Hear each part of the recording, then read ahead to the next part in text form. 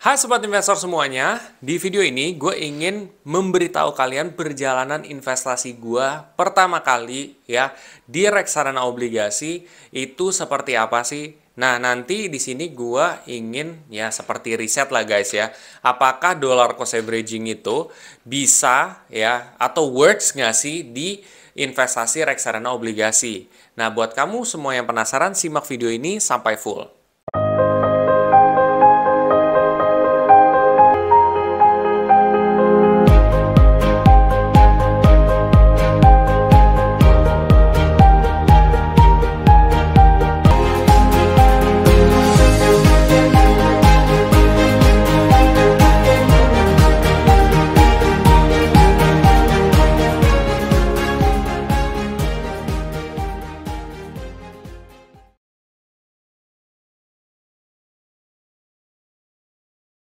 Sebelum masuk lebih dalam, gue akan coba disclaimer dulu kalian. Satu, keputusan investasi ada di diri kita masing-masing. Dua, investasi itu pasti mengandung resiko. Salah satu resikonya adalah penurunan. Ketiga, gue tidak pernah mengadakan titip dana sama sekali. Oke, jadi tujuan gue bikin konten seperti ini adalah gue ingin tahu nih, atau gue ingin riset nih. Ya, dan gue kasih tahu ke kalian juga, apakah dollar cost averaging itu works? Apakah dollar cost averaging itu berhasil ya digunakan untuk reksadana obligasi? Nah, nanti entah setiap minggu atau setiap 2 minggu atau mungkin bisa setiap bulan, gue akan coba investasi secara rutin juga. Nah, nanti di sana kalian bisa lihat sendiri nih, selama, oke lah kita ambil contoh 5 bulan dulu deh ya. 5 bulan atau 4 bulan lah ya. Itu bagaimana sih kinerjanya, apakah membaik ataupun memburuk? Nah, nanti kita kaji sama-sama nih. Jadi ini gue melakukan sebuah teori juga. Sebenarnya sih kalau untuk reksadana obligasi akan lebih baik lu tuh teorinya itu 3 tahunan. Karena memang reksadana obligasi itu dianjurkan untuk 3 sampai 5 tahun. But again, kita coba aja sama-sama ya. Nah, di sini gue akan coba invest di satu reksadana ya, reksadana Sukor Invest Stable Fund. Jadi gue coba invest di sini karena memang Sukor Invest Stable Fund ada beberapa aspek juga kenapa gue memilih contoh Sukor Invest Stable Fund. Jadi yang pertama dari segi AUM-nya udah tinggi banget. Berdasarkan gue sekarang lagi bikin video itu sekitar 11 triliun. Itu gede banget, Pak. Rata-rata AUM di atas 100 miliar aja udah bagus. Ini udah 11 triliun, itu udah berkali-kali lipat. Artinya tingkat kepercayaan investor terhadap reksadana ini sangat tinggi, guys. Itu yang pertama. Kedua, gue juga ngelihat dari segi kinerjanya ini bagus banget ya. Kinerja masa lalunya ya. 1 tahun terakhir itu sekitar 7,8%. Ini berdasarkan data hari ini ya. Itu bisa berubah sewaktu-waktu. But again, itu memang udah bagus banget gitu ya. Karena memang reksadana obligasi itu rata-rata average sekitar 7-8% ya. Kalau emang di kondisi normal, tapi kalau di kondisi sekarang yang pandemi itu naik turun guys ya. Rata-rata sih memang di bawah dari itu gitu. Seperti itu sih. Jadi kalau udah 7,8 tuh udah something gitu ya. Karena gue juga nggak rakus-rakus banget sama return ya.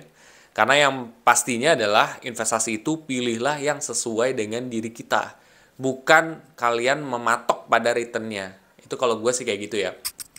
Oke, anyway itu dari segi kinerja masa lalunya ya. Jadi memang udah cukup bagus untuk 1 tahun terakhir.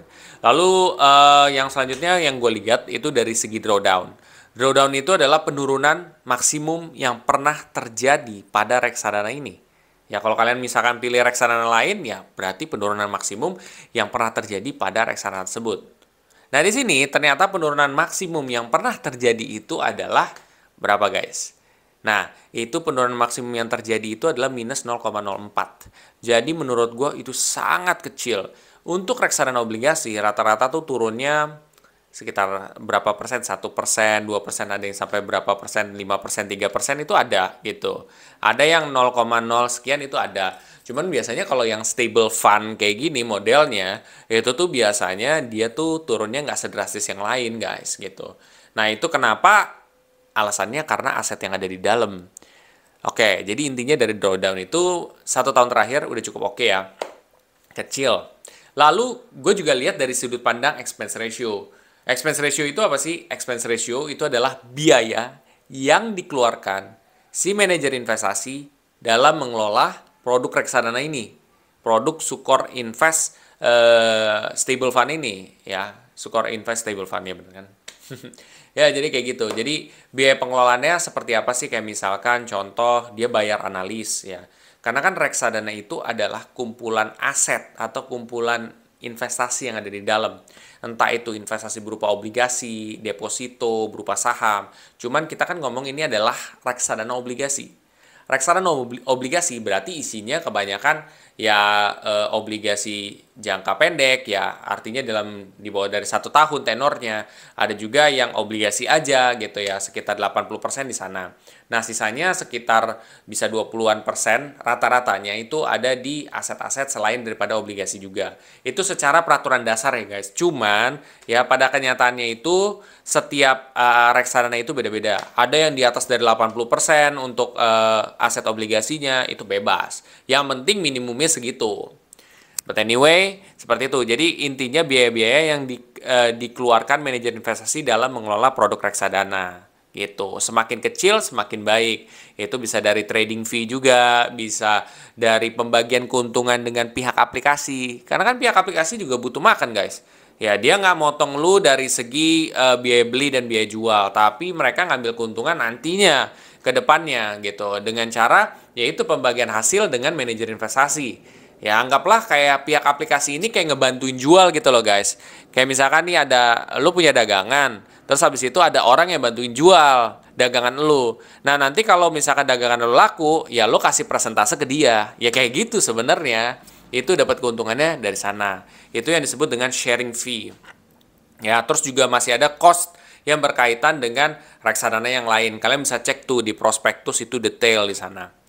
Oke, jadi di sini expense ratio-nya intinya sih kecil ya guys ya. Kalau rata-rata reksadana obligasi itu sekitar 1-2%-an gitu ya. Ini 0,5 tuh udah kecil banget sih. Oke, itu dari expense ratio. Lalu kita lihat dari sudut pandang apa ya? Minimum investasi. Minimum investasinya itu 100.000. Menurut gue secara general, reksadana itu memang minimum investasi 100.000. Cuman ada beberapa yang bisa dimulai dari 10.000. Kalau setahu gue, kalau yang stable-stable ini tuh biasanya mahal guys. Ya biasanya mulai reksadana itu ada yang sampai 500 ribuan, ada yang sampai jutaan, itu ada yang 10 jutaan, ada gitu.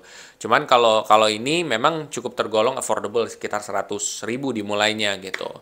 Seperti itu. Lalu apalagi ya gue lihat kalau bank kastedian bank penampung, pesan gue adalah kalian cek aja apakah sama dengan bank kalian atau tidak. Kalau bank penampungnya itu sama dengan kalian tidak kena fee transfer dari bank ya, bukan dari pihak aplikasi. Oke. Paling itu sih secara rata-rata gue lihat oke. Dan yaudah kita coba untuk invest aja di sini. Kita lihat nih dalam 4-5 bulan ini apakah kinerjanya bagus atau enggak menggunakan sistem investasi rutin atau DCA ya, dollar cost averaging. Kalau bagus ya we'll see, kalau enggak ya udah. Ini kan sebuah riset ya, biar kalian bisa lihat sendiri gitu. Kok Warren Buffett bilang bahwa dollar cost averaging itu bagus? Kenapa? Nah, kita akan coba kaji sama-sama. Bagus nggak nih ternyata beneran? Nah, gue juga nggak tahu nih. Ya sebenarnya sih gue ada tahu ya, cuman kita coba deh sama-sama deh, biar kalian bisa lihat sendiri hasilnya seperti apa. Mudah-mudahan ini bisa termotivasi juga kalian setelah ini juga. Nah, buat kalian semua yang setelah ini ingin mengetahui lebih detail lagi ya soal reksadana dan bagaimana sistem-sistem di reksadana, investnya itu gimana, kalian bisa cek tuh di seminar investasi reksadana gue ya. Jadi itu biar bisa ngejelasin kalian, oh sistemnya reksadana tuh kayak gini ya, kayak gitu. Dan di sini gue mulai investasi, caranya gampang aja. Gue sebenarnya tinggal klik beli aja di reksadana yang gue pilih. Terus abis itu gue tinggal masukin nominal investasinya, selesai deh. Sesimpel itu juga gitu. Selesainya karena gue di sini pakai GoPay gitu. Kalau misalkan kalian pakai sistem yang lain atau transfer ya kalian tinggal transfer seperti itu. Gitu sih, jadi sesimpel itu juga untuk mulai berinvestasi dan nantinya reksadana kalian akan masuk maksimal 2 hari kerja. Ya, kenapa 2 hari kerja? Karena uang kalian itu setelah masuk akan diinvestasikan dulu sama si pihak manajer investasi. Jadi dipilihin aset terus habis itu diinvestasiin. Nah, nanti baru unit reksadana kalian masuk di sana. Jadi manajer investasi itu butuh waktu untuk yang ngeproses dulu gitu, nggak main langsung masuk, langsung tiba-tiba naik ataupun turun, enggak. Karena kenapa? Karena kan ya manajer investasi itu sebagai orang yang ngebantuin kalian untuk milihin aset gitu loh. Kalian nggak tahu apa-apa, nih si MI ini yang tahu apa-apa, bantuin untuk merekomendasikan aset yang bagus. Kayak gitu sih. Dan kalian bisa pantau nantinya naik turunnya itu seperti apa. Oke, bila mana setelah ini kalian tertarik untuk mulai berinvestasi reksadana di aplikasi Bibit, ya kalian bisa pakai kode referral gue yang ada di bawah ini. Nanti kalian bisa mendapatkan cashback reksadana sebesar 25.000 apabila kalian invest minimum 200.000 menggunakan Robo Advisor. Tapi terserah kalian, kalau kalian mau aja, kalau kalian nggak mau nggak masalah ya. Cuman di sini tugas gue adalah menyampaikan aja, beda pandangan itu hal yang biasa. Bila mana setelah ini kalian rasa video ini sangat bermanfaat, please share aja ke sobat investor yang lain. Ya, dan jangan lupa untuk subscribe, like, dan komen di video gue. Sampai jumpa di video gue selanjutnya. Terima kasih.